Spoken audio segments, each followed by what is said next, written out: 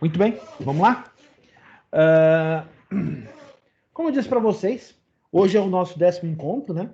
Nós estamos começando tratando da unidade 3 do material didático, falando sobre desenvolvimento de sistemas. Hoje a gente vai falar sobre os fundamentos para desenvolvimento de sistemas. Como nós chegamos até este momento no desenvolvimento de sistemas. A gente vai dar uma olhada como que as empresas conseguiram se organizar para chegar até esse ponto e quais são os principais aspectos, né, dessa evolução para chegar até este momento de evolução em desenvolvimento, certo? Então, só um instantinho que eu só estou respondendo um negócio aqui para a coordenadora.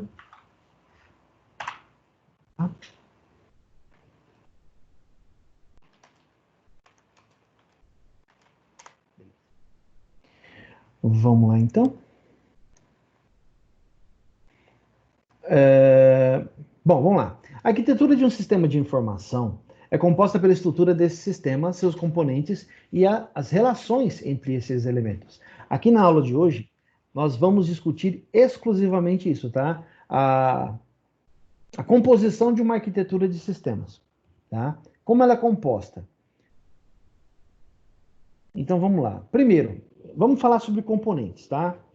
Então, quando se trata de desenvolvimento de sistemas, senhores e senhoritas, nós temos 3 coisas que devemos levar em conta quando se trata de desenvolvimento a nível de empresa, tá?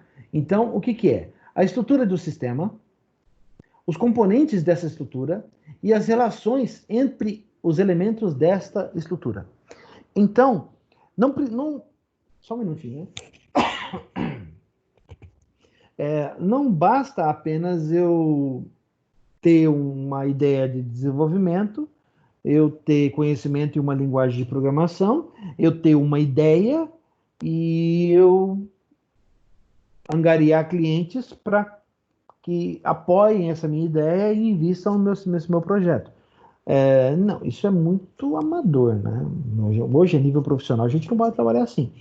Apesar que existem muitas empresas que ainda operam dessa forma, de uma forma amadora. Isso é preocupante, tá? Especialmente do ponto de vista atual em que nós nos encontramos, né? No meio dessa pandemia aí, muita coisa na área de TI tem sido revista para que possa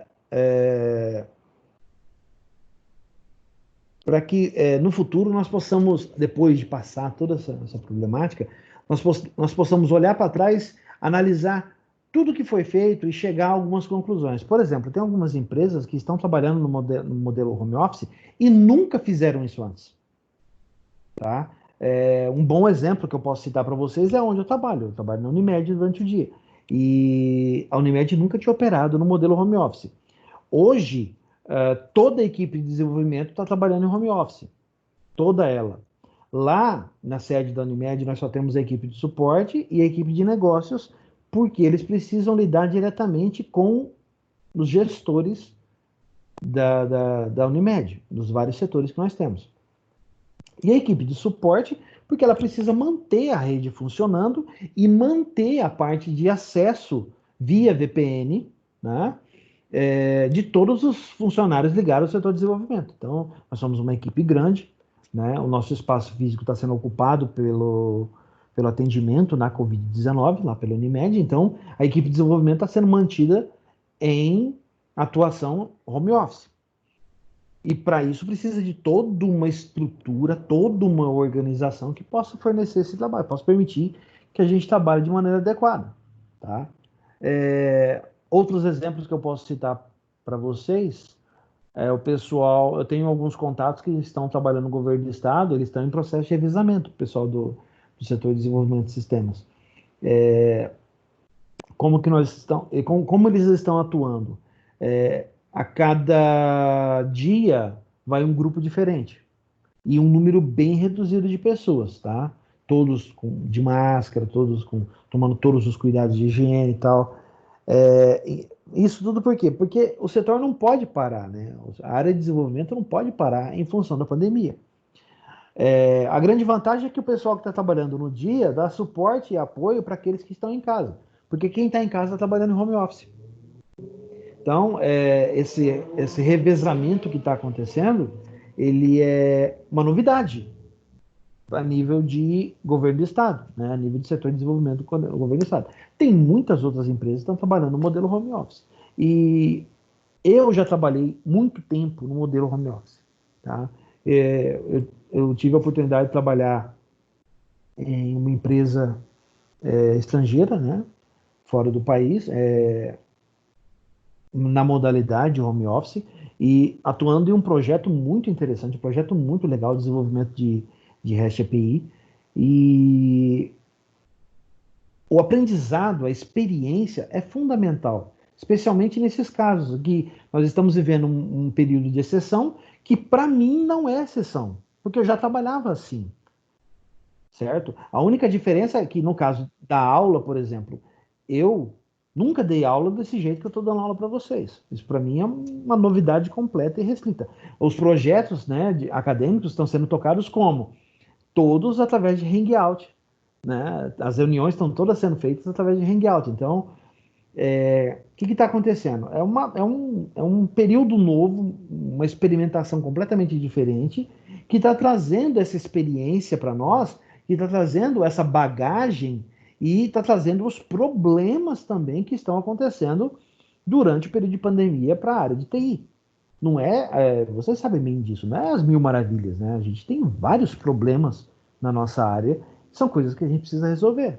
Nós, profissionais de TI, temos enfrentado inúmeras dificuldades aí para manter as redes funcionando, manter conteúdo para que as pessoas possam, por exemplo, no caso de vocês, a gente está dando aula para vocês, né, online, e vocês tiveram prova online, tem tudo isso, né? Isso conta muito, né?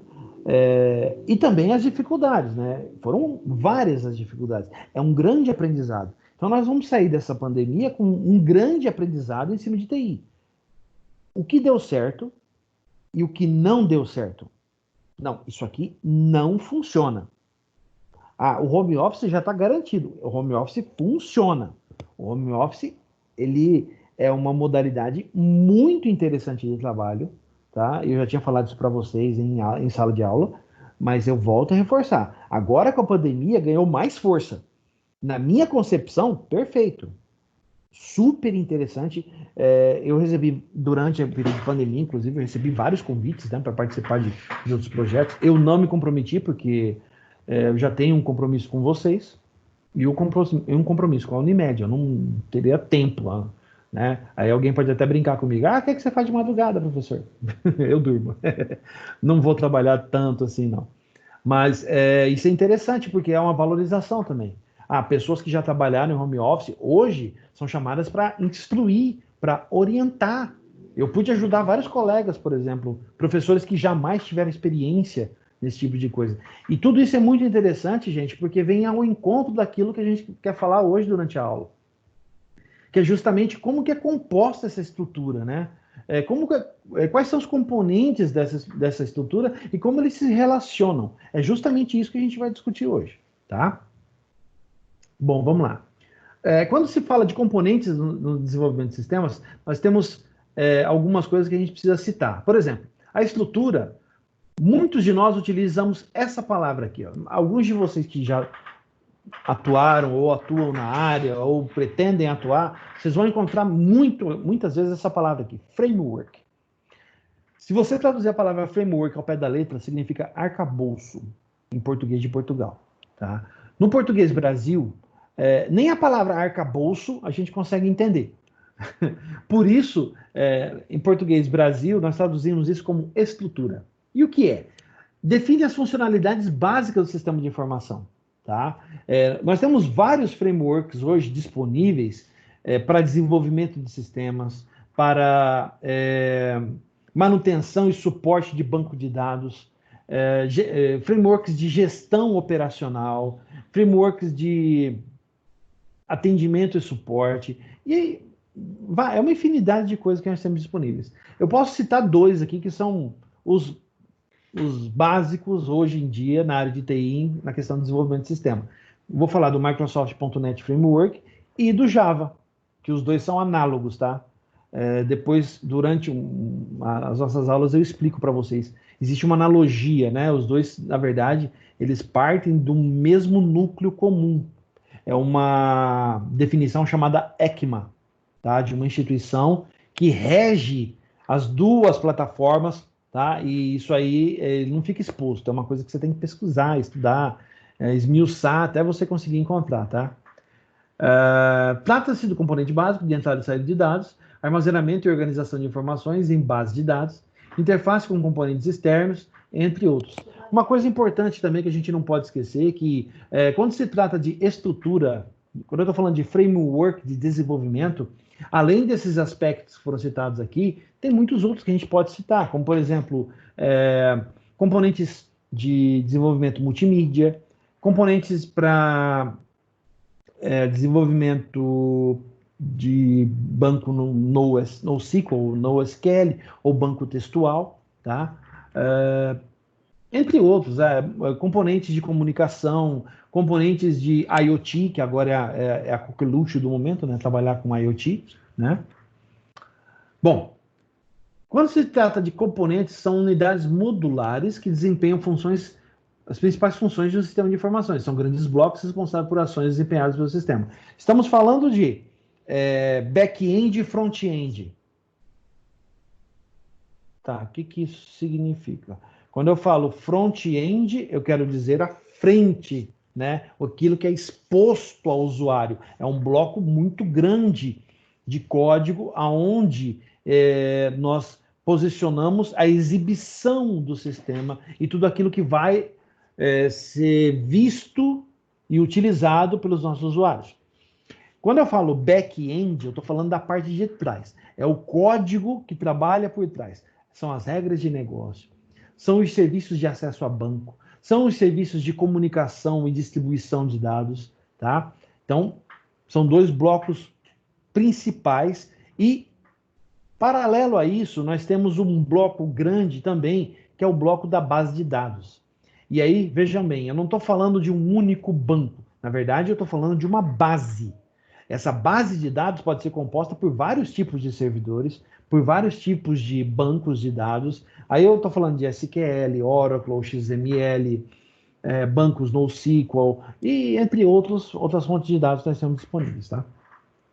E os relacionamentos são as regras por meio das quais os módulos de um sistema de informações se comunicam e trocam dados e informações uns com os outros. Nesse caso, eu estou falando o seguinte: como o back-end vai se comunicar com o front-end e vice-versa. O front, ele não cria nada.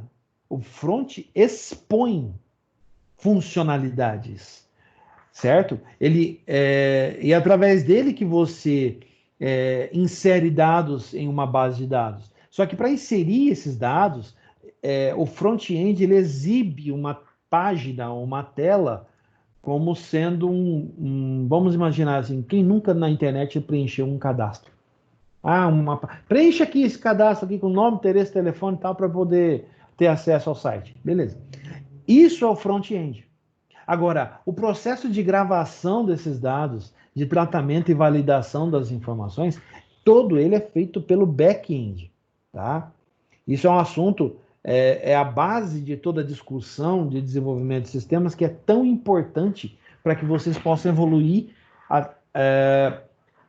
dando continuidade à preparação de vocês para encontrar as disciplinas que vocês vão ter comigo lá para frente. Porque quem dá essas disciplinas sou eu, tá? Linguagem de programação orientada a objeto, desenvolvimento de sistemas para web, que mais? Atualmente estou dando computação gráfica, mas não é o caso. Outra disciplina bastante interessante, desenvolvimento de sistemas para mobile, né, para dispositivos móveis, sou eu que dou a disciplina. Então, são todas disciplinas, vejam bem, são todas disciplinas que utilizam essas informações básicas de uma forma a preparar vocês para o que vocês vão encontrar lá no final do curso, que é o quê? Que é a parte de desenvolvimento propriamente dita. É o TCC, você vai ter que desenvolver alguma coisa, você vai ter que bolar alguma coisa, tá? E, paralelo a isso, nós temos vários projetos de extensão funcionando. Eu mesmo toco um projeto, que é o Escritório de Desenvolvimento de Sistemas, ele é todo baseado nas boas práticas, ele é 100% baseado em boa prática, tá? Inclusive, nós estamos entrando na etapa de publicação e tal, mas para frente eu vou pedir para o pessoal do projeto apresentar para vocês verem como funciona, tá? Vamos lá. Quando a gente fala de arquitetura complementar, lógico, os componentes, eles são essenciais, mas nós precisamos de coisas que complementam a estrutura. Às vezes o framework ele não vem completo. Às vezes ele precisa de coisas adicionais que devem ser instaladas, configuradas ou adicionadas aos nossos programas de forma a complementar a nossa experiência junto com o usuário. Vou dar um exemplo. O framework não vem com nada pronto, por exemplo, para trabalhar com RFID, que são aquelas etiquetas eletrônicas. A gente já falou sobre isso, tá? O que você tem que fazer? Você precisa adicionar componentes na arquitetura que possam complementar a funcionalidade, tá? E é disso que a gente vai falar agora. Arquitetura de hardware. Como os componentes de hardware de um sistema se organizam para que ele funcione de maneira mais otimizada possível, o máximo poder de processamento, alta capacidade de armazenamento, altas velocidades de entrada, saída e armazenamento e busca de dados. Então, nós temos toda uma arquitetura, um framework voltado para trabalhar com hardware. Tá? Esse é o trabalho do pessoal do suporte. Né? Eles sobem os servidores, né? Ligam os servidores, sobem os sistemas de servidores que tem disponível para que nós possamos utilizar. Publicar as nossas páginas, os nossos programas, as nossas aplicações web, os nossos serviços, etc. Arquitetura de software, como é a organização interna do software. Esse é o principal assunto que nós vamos discutir aqui, tá? É como o programa, a partir de agora a gente vai discutir muito sobre isso. Como o programa se organiza. Como um sistema é organizado, tá? Quais são os módulos, quais são as partes. Eu já citei os três blocos principais de um programa hoje. Front-end, back-end e base de dados, tá? Arquitetura corporativa, como a instituição como um todo, a empresa, o órgão governamental ou instituição, se organiza de forma a obter maior sinergia e mais eficiência e eficácia em suas ações. Então, como as grandes corporações, como os governos se organizam, quais são as tecnologias empregadas, quais são os frameworks de gestão que são utilizados para que eles possam trabalhar de maneira eficaz, vamos dizer assim, tá?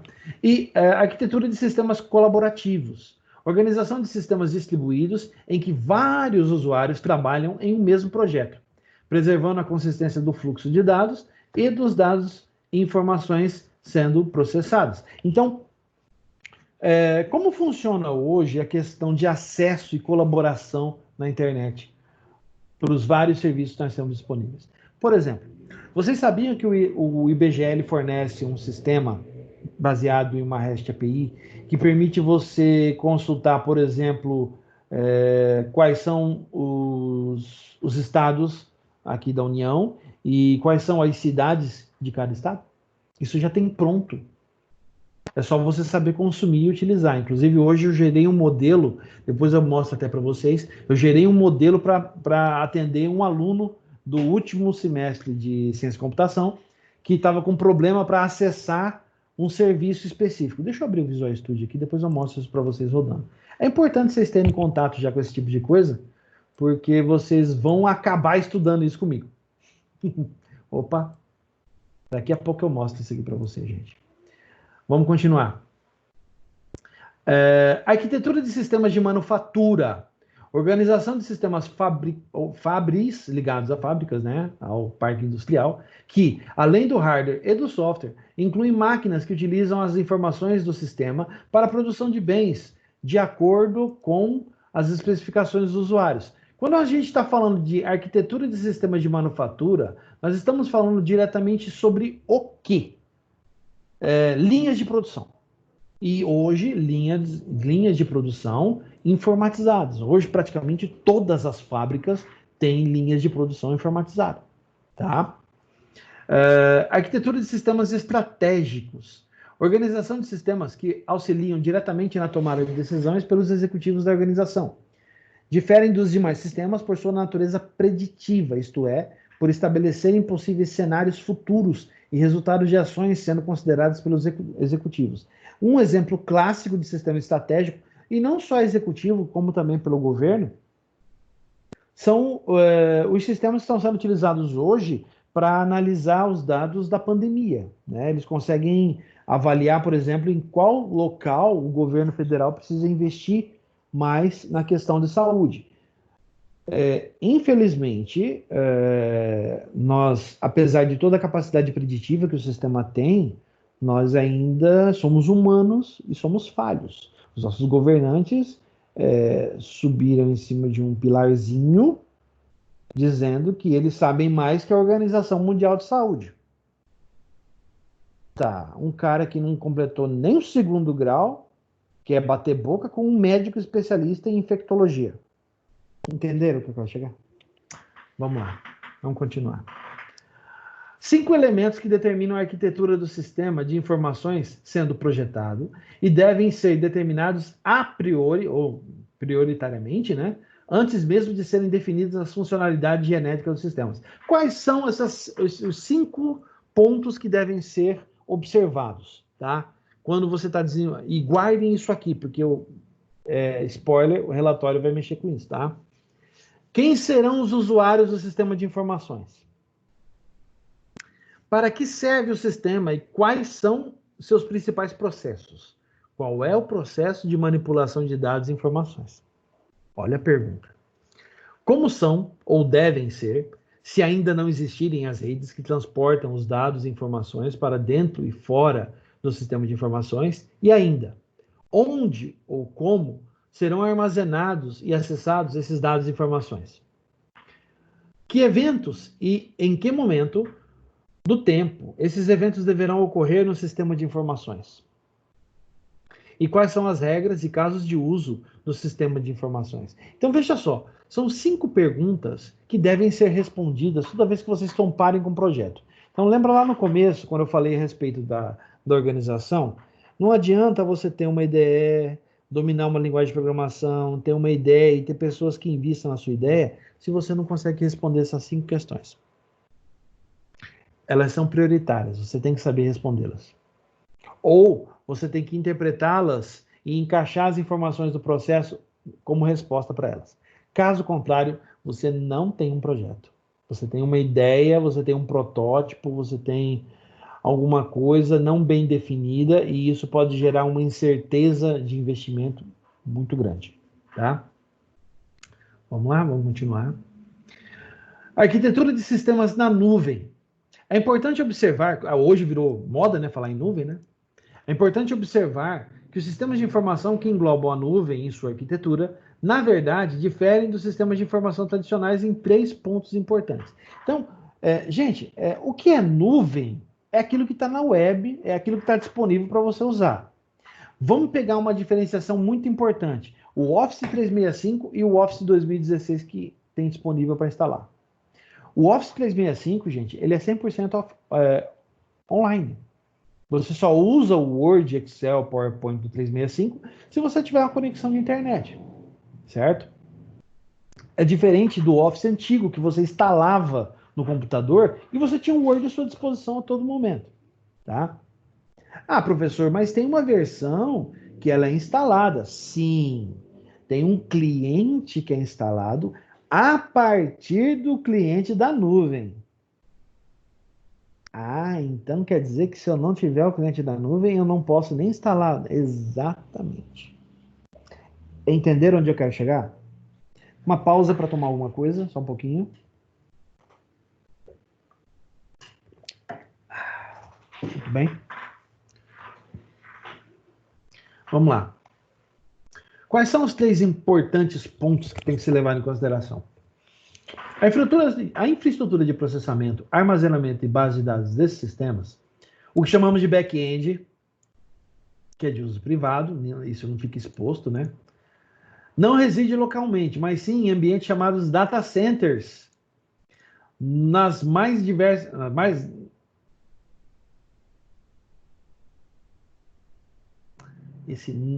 Gente, isso aqui está errado, tá? No mais das vezes, não. Na maioria das vezes, contratados pelas empresas proprietárias dos sistemas de informação em questão. Nossa, como é que eu não prestei atenção nisso? Depois eu corrijo e mando para vocês.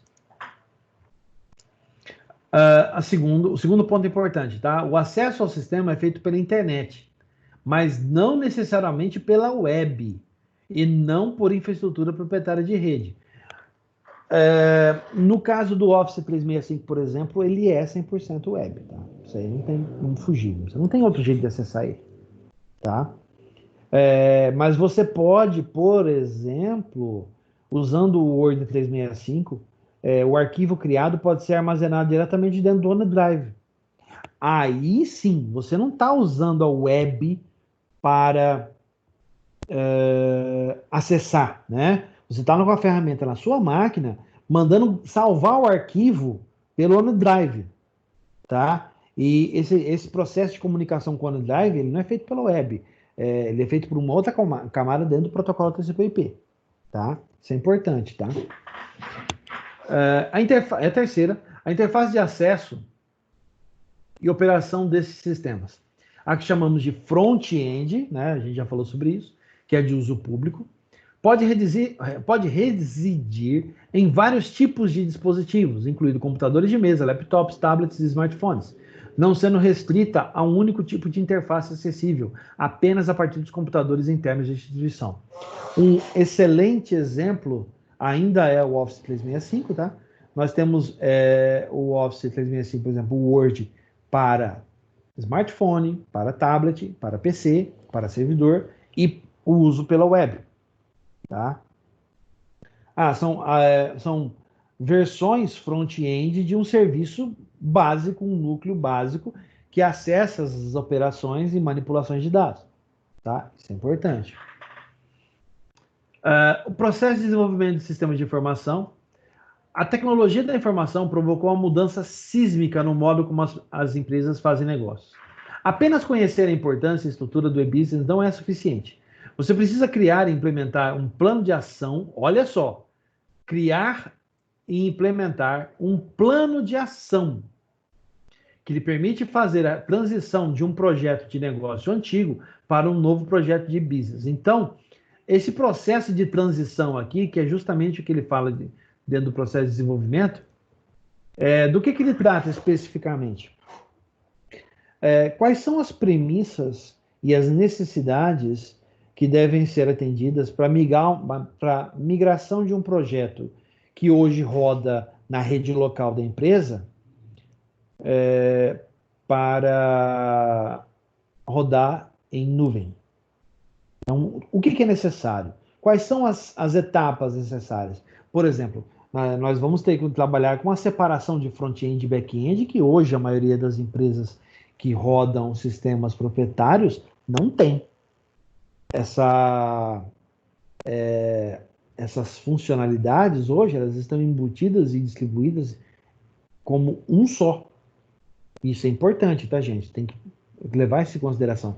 Quando vai para a nuvem, você tem a separação nos blocos, né? Back-end, front-end e base de dados. Existe essa separação. Então, quais são as premissas e necessidades básicas para você migrar um projeto de um modelo antigo para um modelo novo em nuvem? Tá? E planejamento organizacional. Descreve um processo mais abrangente que visa a organização da instituição para que possa definir seus rumos em seguida.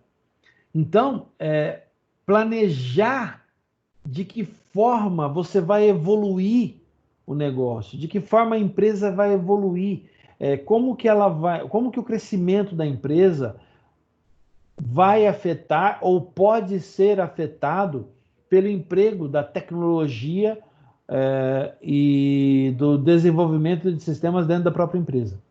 Isso é fundamental. Não é só, eu tenho uma empresa lá, vou implantar um sistema. Não. Como esse sistema pode garantir o crescimento contínuo da empresa? Qual seria o real ganho da empresa com a implantação de um sistema assim? São questionamentos que devem ser feitos, tá? Você não pode fazer as coisas na louca, Tem que pensar com calma. Tá, esse processo tem início com 3 grandes ações de coleta e análise de informações, tá? Analisar o ambiente interno da organização, levantando a situação atual, suas forças, suas deficiências e sua liderança, etc. 2. Avaliar cenários realistas que podem vir a ocorrer internamente na organização em si, seus processos produtivos, sua situação financeira, etc. E 3. Avaliar as realizações passadas da organização, tudo aquilo que ela fez, né, anteriormente, né, e os recursos que tem à disposição, recursos humanos, financeiros, propriedade intelectual, know-how, para realizações futuras. Então, é você olhar, não ficar com o olho somente apontado na direção do futuro. O que vai ser? Não, você tem que olhar para o que é, olhar o presente. O que você tem disponível na sua mão que você pode aplicar com recursos futuros. Só um instantinho, gente.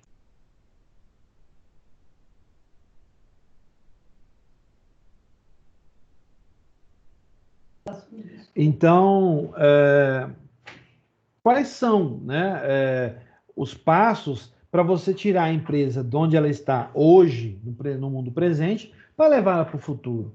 Quais são os impactos? O que deve ser feito para conduzir esse processo a uma evolução, né, no mundo dos negócios, no mundo empresarial e, paralelo a isso, contando sempre com os valores humanos que você tem disponível na empresa, tá? Lembrando, hoje, os líderes de projeto, eles são mais psicólogos do que projetistas, tá? Por quê? Hoje, o líder de projeto, ele não lida só com a questão da gestão do projeto em si, não.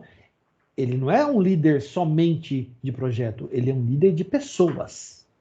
E a liderança de pessoas, ela se preocupa com todos os aspectos da equipe que está envolvida e com todos os impactos da implantação de um sistema em uma organização, em uma empresa, em um governo, tá?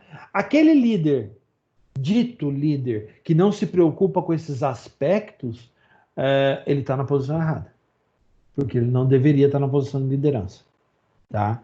O líder, ele se comporta de tal forma que ele se envolve em todas as etapas do projeto. E ele tem contato direto com as pessoas que estão envolvidas no projeto, tá? Algumas pessoas que não têm preparo, não têm conhecimento e sequer atuam na área de TI, nessa parte de gestão, elas consideram que esses líderes, eles são muito enxeridos. Ah, não tem nada a ver com a minha vida. O que eu vou contar para esse cara? O que eu estou fazendo na minha casa? Opa! O que você está fazendo na sua casa pode impactar diretamente com o seu trabalho, com o seu rendimento da equipe. Por exemplo, agora, nesse período de pandemia, é fundamental que o líder de equipe fique próximo de você. Converse pelo menos uma vez por dia com você. E aí, bom dia, como é que você está? Tal? Como é que está o rendimento? Você está sentindo alguma dificuldade? Tal? Olha, pessoalmente, eu posso dizer que tem tido muitas falhas, tá? Na minha experiência profissional atual, apenas a coordenadora de curso aqui da gente que tem atuado mais próximo, tá? Porque o pessoal dos outros trabalhos que eu tenho não tem feito isso, não. Tá? É muito fraco, tá? É uma crítica, sim, é uma crítica construtiva, porque nós estamos no meio de uma pandemia e tão cedo a gente ainda não vai continuar, não vai ter trabalho presencial. Então, tem que levar isso em consideração, tá? Vamos em frente. Planejamento estratégico. Isso aqui, ó, é fundamental. Não adianta você pensar onde eu tô, para onde eu vou. Beleza, como é que você vai chegar lá? Você tem que planejar. Você tem que ter estratégias para cada situação que vai acontecer no caminho. Caso contrário, o teu processo vai falhar.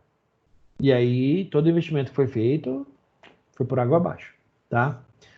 Trata-se da criação ou revisão do que chamamos de identidade estratégica da instituição, definindo ou redefinindo, se for o caso, 3 elementos que são a essência da instituição qualquer que seja a sua natureza. Olha só, a gente já viu muito isso em algumas empresas que têm esses quadros, né, bonitos, que falam e tal, mas quantas delas praticam isso de verdade? Vamos lá, ó. Missão. Para que serve a instituição? Visão. Onde a instituição quer entrar em um futuro distante? Algo na linha de 50 a 100 anos. Tipo, quando a gente vai fazer entrevista, a pessoa vira para você e te pergunta, onde você pretende estar daqui 5 anos? Ou como você pretende estar? Aí você, pensa, não tem a menor ideia do que responder. Você não tem planejamento, né? Valores. Quais são os valores que definem a instituição e que são condição fundamental para a sua existência? Por que a empresa existe? Para que ela existe? Quem é afetado pelo trabalho da empresa, por aquilo que a empresa produz? E quais são os objetivos? Para onde a instituição quer se direcionar neste momento? Que rumo que a empresa vai levar? Tá? São perguntas fundamentais. E aqui eu trago um exemplo interessante, de identidade estratégica. Tá? É o alicerce para todas as estratégias e ações de uma empresa, de uma instituição, de um governo, etc. A Vale do Rio Doce, né, a empresa, é uma empresa multinacional brasileira com vistas a se tornar uma das mais importantes empresas do planeta. E de grande responsabilidade socioeconômica e ambiental, tá? Tem que lembrar disso, sempre. Veja a missão e os valores da Vale. Missão: transformar recursos naturais em prosperidade e desenvolvimento sustentável. Visão: ser a empresa de recursos naturais global número 1 em criação de valor de longo prazo, com excelência, paixão pelas pessoas e pelo planeta.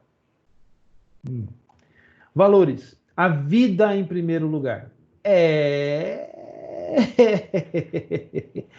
Eu acho que a Vale falhou. Mas tudo bem, vamos lá. Valorizar quem faz a nossa empresa. Sei não, hein? Cuidar do nosso planeta. Realmente, falhou. Agir de forma correta. Putz, falhou. Crescer e evoluir juntos. Os funcionários da Vale ganham muito bem e tem muita coisa que é ofertada para eles, tá? E fazer acontecer. Pro bem ou pro mal, né? Tá, deixa para lá. Vamos continuar. Aqui a gente encerra essa parte, a gente vai entrar numa parte de discussão. Agora vocês vão ter que participar. Então, a galerinha que, infelizmente, que está chegando agora, então, que deixou conectado aí e não está prestando atenção no que eu estou falando, vocês vão ter que participar, tá? Vamos lá. E como vocês vão participar? A gente vai falar sobre isso daqui a pouquinho. Eu quero que vocês prestem muita atenção agora nesse estudo de caso que eu vou colocar aqui agora, tá? Olha só, a atividade. Definindo a arquitetura do sistema de informações. Vamos contar a historinha. Jair foi motoboy durante 10 anos. Conhecendo bem este ramo de atividade, ele teve uma ideia depois que baixou o aplicativo Uber em seu celular. Por que não criar um Uber voltado para motoboys? Surgiu daí a ideia do Uberboy, uma empresa de serviço de motoboys, serviço este que pode ser prestado por qualquer proprietário de motocicleta que se cadastre. O Jair não conhece nada de informática. Olha só essa informação aqui, E acaba de abrir a pessoa jurídica de sua empresa. Ele procurou sua empresa, nós no caso, para desenvolver todo o sistema da Uberboy. Nessa etapa, você vai criar um relatório, olha aqui, um relatório com todos os principais pontos da arquitetura do sistema da Uberboy. Professor, como é que faz isso? Nós discutimos isso aí já aqui, nessa apresentação. Vamos voltar lá em cima para dar uma olhada o que é para fazer? Isso aqui é a nossa missão. Onde eu citei o que deve ser feito? Eu citei aqui, São os 5 elementos que determinam a arquitetura do sistema, tá? Quem serão os usuários do sistema de informações?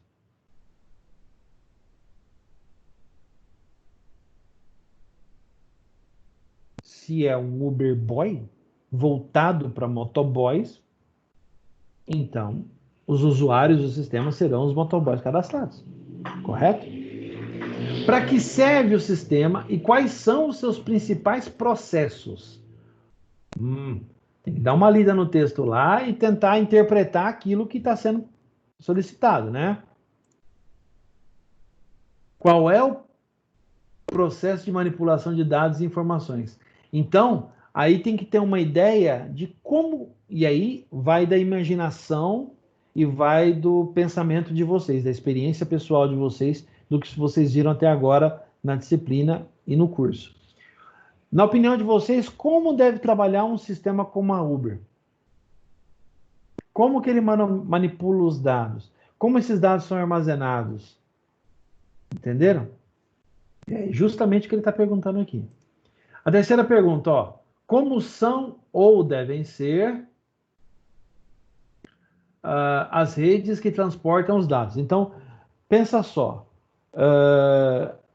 Um sistema semelhante como a Uber, que trabalha com smartphones, ele funciona todo ele dependente da www, da web. Então, a rede já existe. Agora, os serviços ficam disponibilizados como? Aonde? No caso ali, ele fala, na teoria a gente até já viu, né? Que ele armazena todas essas coisas em data centers. Muito bem. E como esses dados serão acessados? De que forma? Como que a gente vai trabalhar essa transação, essas informações? O cara está no smartphone, ele vai solicitar informação, o aplicativo, que é o front-end no celular, vai se comunicar com o banco através do quê?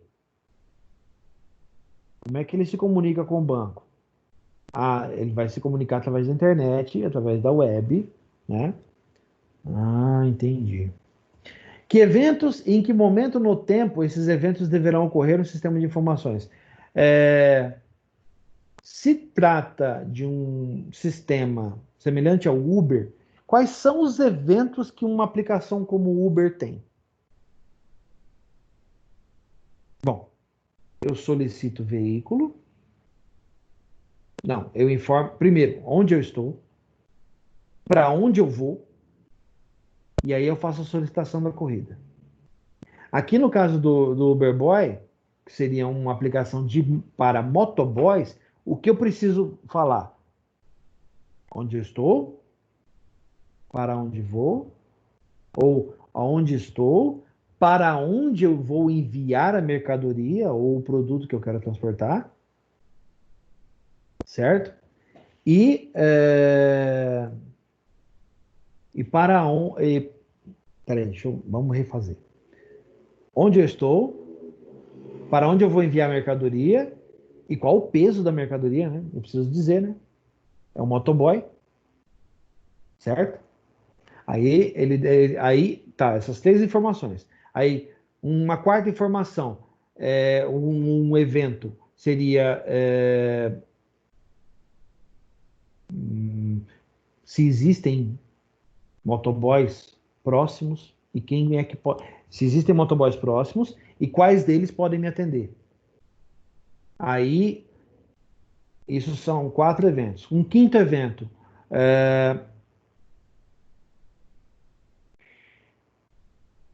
o sistema envia a solicitação para os motoboys que estão próximos e um deles, ou mais de um, decide atender. Isso é um quinto evento. Tá. O sexto evento é o sistema dizendo quais deles vão atender, ou qual deles é que vai atender, né?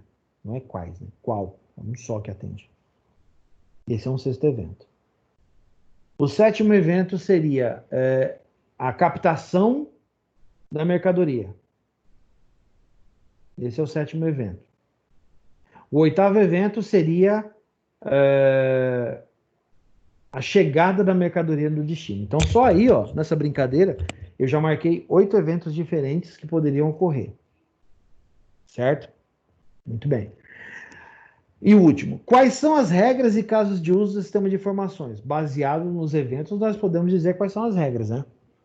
Por exemplo, qual é... Então, o primeiro evento é onde eu estou. É uma área de cobertura do aplicativo? Já é uma regra de negócio. Tá? O segundo evento, também, para onde vou enviar a mercadoria? Está na área de cobertura do aplicativo? E baseado nesses dois eventos, tem mais uma que eu passei por esse perrengue esses dias atrás aí. A área de cobertura, ela é por bairro, por região da cidade, para a cidade toda ou intermunicipal. Por exemplo, eu posso pegar um motoboy para levar um negócio lá em Aquidauana. Eu posso fazer isso? O aplicativo permite? Isso é uma regra. Então, as regras são baseadas em eventos, certo? Nestes eventos. E a gente tem que considerar esses eventos. Além disso, o que mais eu posso considerar aqui para criação do meu relatório? Deixa eu ver se eu tenho mais alguma coisa que eu posso encaixar. Não. Não. A gente poderia, a gente poderia até considerar isso aqui, né, que seria o planejamento estratégico.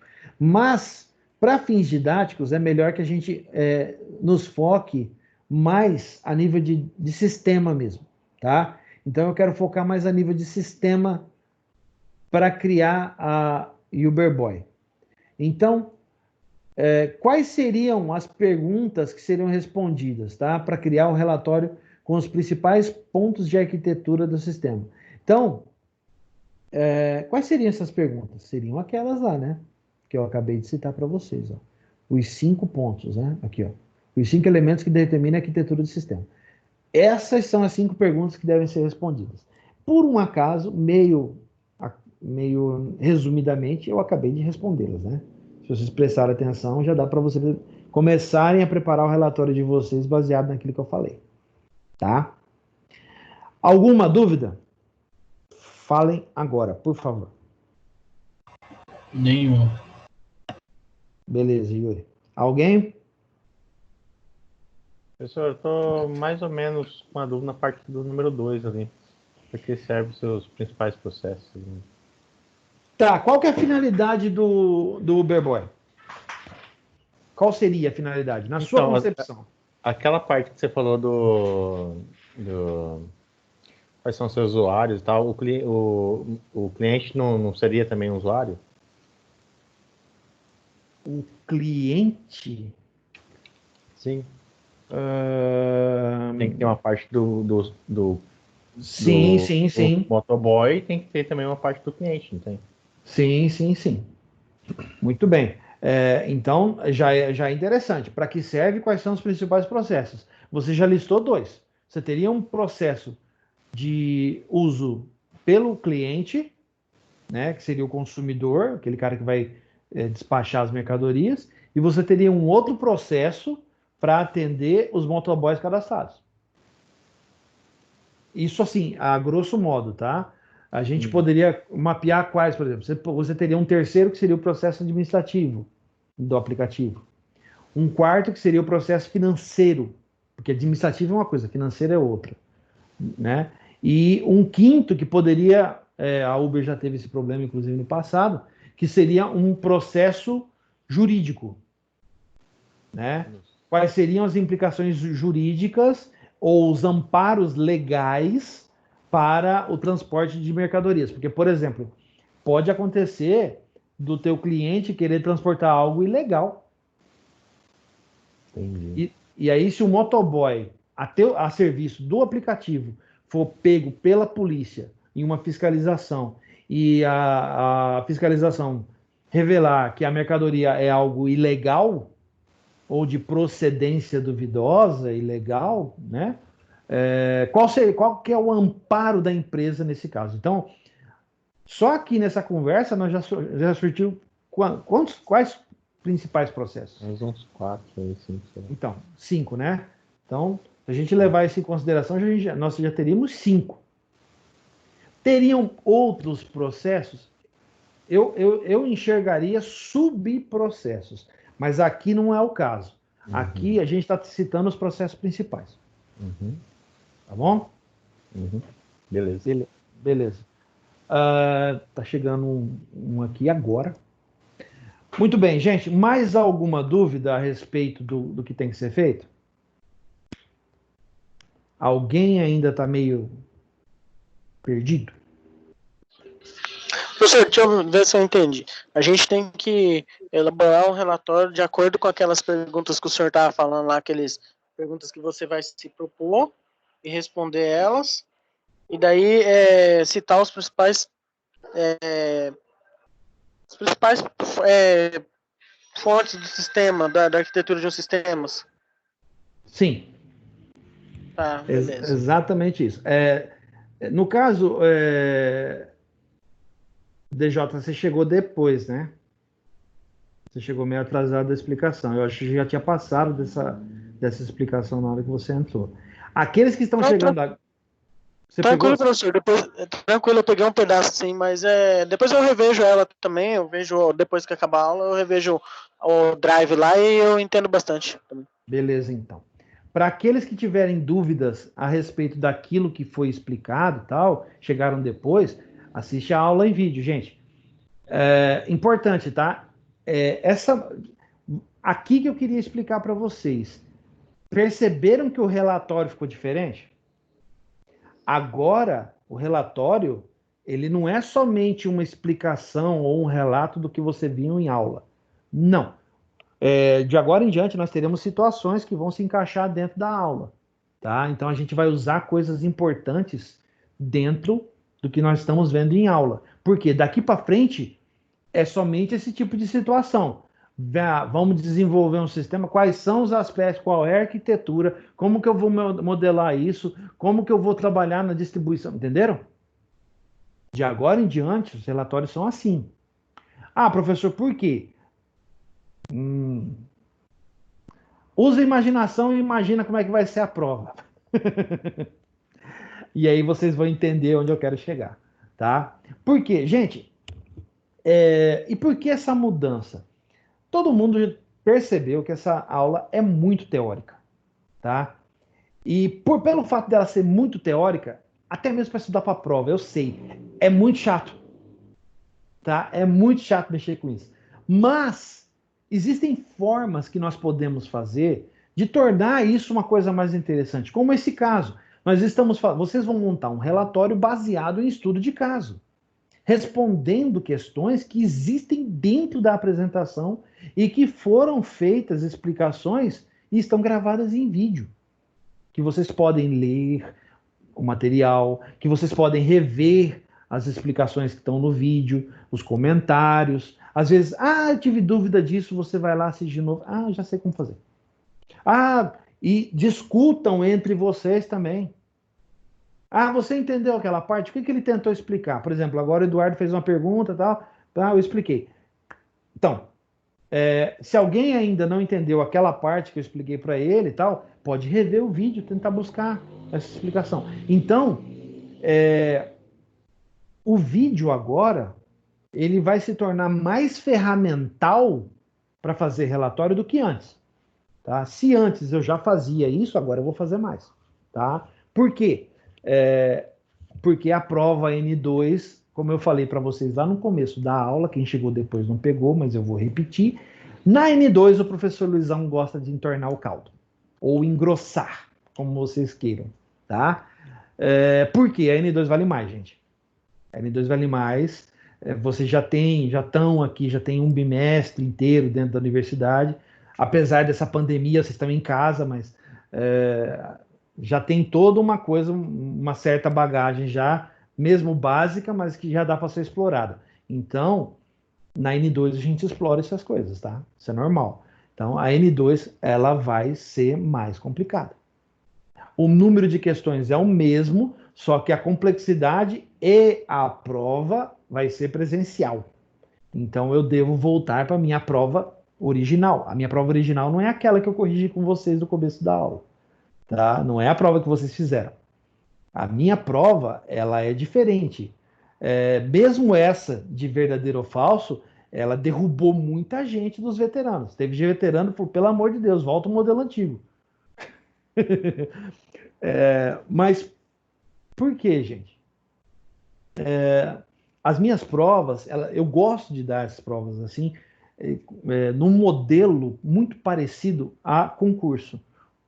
Porque a TI, hoje, ela é fundamental para você fazer esse tipo de coisa. Então, se vocês se prepararem de maneira adequada, compreender o que eu estou tentando passar para vocês de uma maneira correta, adequada, precisa, quando vocês caírem em concurso ou numa prova de seleção de empresa, tal, vocês já vão estar preparados para enfrentar isso, tá?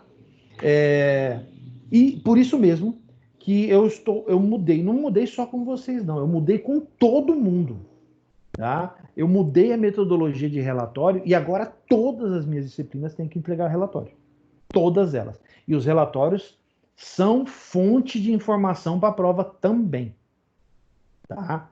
Tem isso também, então eu estou levando isso em consideração. Beleza? Bom, mais uma vez eu pergunto, alguma dúvida? Nenhuma? Não, professor. Beleza? Ô, professor, Oi, Tudo fala. bem, então. só rapidão. Na 4 vai fazer um evento, por exemplo, o motoboy recebeu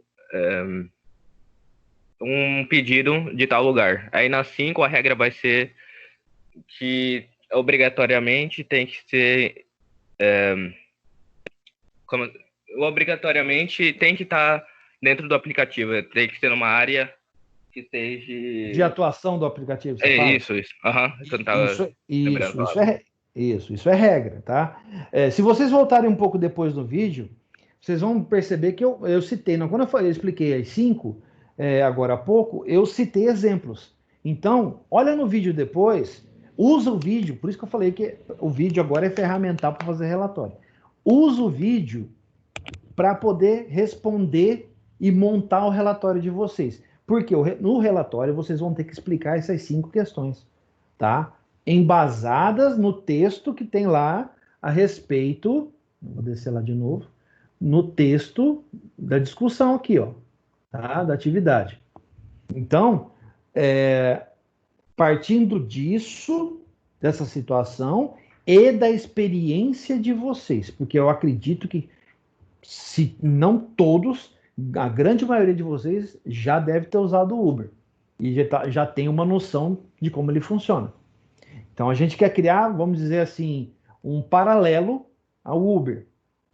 E aí você encaixa. E é um casamento, tá? A ideia é justamente essa, tá, gente? É um casamento da experiência pessoal de vocês com o que vocês estão vendo agora na universidade, nessa disciplina, mas usar o ferramental, que é o PDF e o vídeo, para poder montar relatório. Certo? Tudo bem? Professor, engrossou o caldo, né? Falei, pois é, bem-vindo. Esse é o Luizão. Os veteranos já me conhecem bem, tá? Muito bom. Meus caros, sendo assim, eu encerro a aula de hoje. E aqui está a parte final, tá? A montagem do relatório e tal. Enviar por e-mail. Você já conhece o procedimento, inclusive, mais uma vez eu teço um elogio para a turma de vocês, que a turma de vocês, nenhum de vocês falhou na questão de entrega de relatório, na questão de cabeçalho, né, do assunto correto, na questão de entrega de horário, vocês não tiveram problemas, tá? Isso foi muito bom, eu fiquei muito contente, tá? Extremamente contente com isso. Diferente dos veteranos, que eu tive que distribuir puxão de orelha, tá? Por incrível que pareça, teve veterano que foi com 0. Não posso fazer nada, né? Como eu gosto de falar, eu gosto sempre de falar isso para todo mundo, gente. Eu não reprovo ninguém. Quem reprova são vocês. Porque o meu papel aqui é dar oportunidade para que vocês possam tirar as notas e passar. Então, eu não reprovo. Eu não dou falta. A Adriana até falou, Luizão, faz já o seu jeito aí, normal, aí, porque a gente está em pandemia, não pode dar falta. Beleza. Eu nunca dei falta, eu não dou falta, eu dou presença para todo mundo. Né? Eu dou presença de aula. Por quê? Gente, Ainda mais porque na pandemia também a gente não pode fazer isso. Mas tem que pensar o seguinte, pessoal, tem a oportunidade de tirar nota. Só reprova quem não quer passar, gente. Porque o que não falta é a oportunidade de passar. E aí vai uma crítica para os veteranos. O que tem de veterano, gente, que vai mal, não está escrito. É incompreensível. O professor não consegue entender. Vocês desculpam, mas é até um desabafo. Porque eu não consigo entender como tem gente que foi mal numa prova assim. A prova muito fácil, muito tranquila, né? Vocês, a grande maioria de vocês foi muito bem, vocês estão de parabéns. Até falei para a Adriana, falou, olha, eu vivo tecendo elogio para os calouros, eu acho que eu tô mimando vocês demais.